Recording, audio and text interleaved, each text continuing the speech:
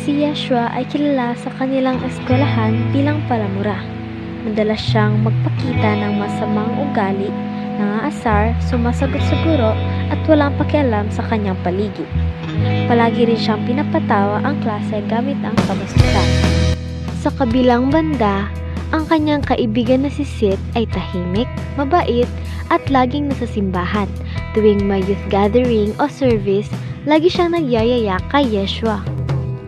Bro, sasama ka sa simbahan bukas? May sharing tayo, maganda yung topic. Simbahan na naman? Wala na bang ibang libangan? Grabe ka, simbahan na lang buhay mo. Hindi mo lang alam bro, iba ang saya pag sunod kasama mo.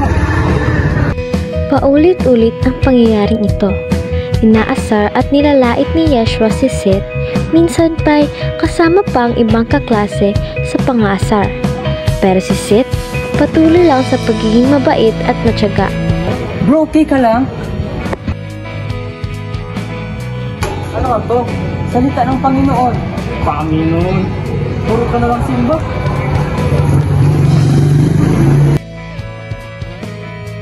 Sana dumating yung araw na maramdaman niyang mahal pa rin siya ng Diyos. Hanggang sa dumating ang araw na tumigil na sa pag-imbita si Sith. Hindi na siya lumapit kay Yeshua. Tila lumayo siya ng bahagya, hindi dahil galit, pero para hayaan si Yeshua na mag-isip. Noong hapon, mag-isang umuwi si Yeshua. Habang naglalakad, may narinig siyang awit ng papuri mula sa malapit na simbahan. Di niya alam kung bakit, pero parang may kirot sa puso niya.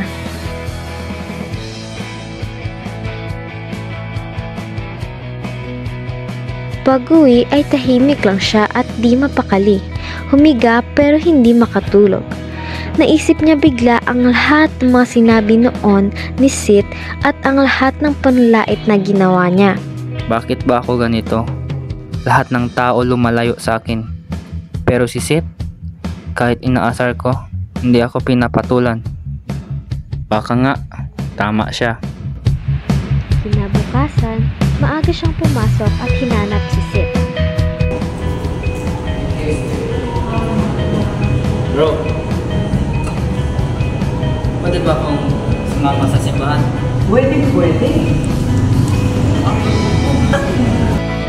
Simula noon, unti-unting nagbago si Yeshua. Hindi man biglaan, pero araw-araw ay may pagbabago. Unti-unti, binago siya ng Diyos.